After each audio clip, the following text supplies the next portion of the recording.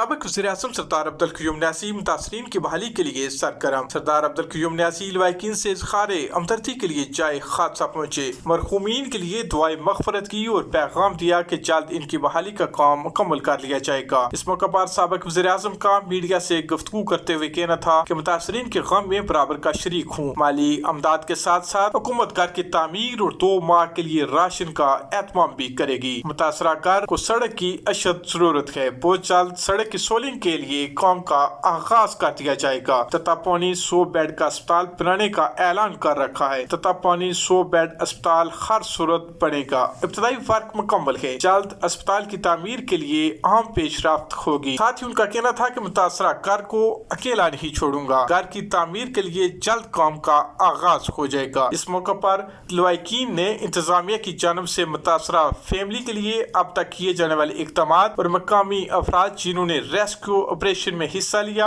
اور تعزیت کے لیے آنے والوں کا شکریہ ادا کیا۔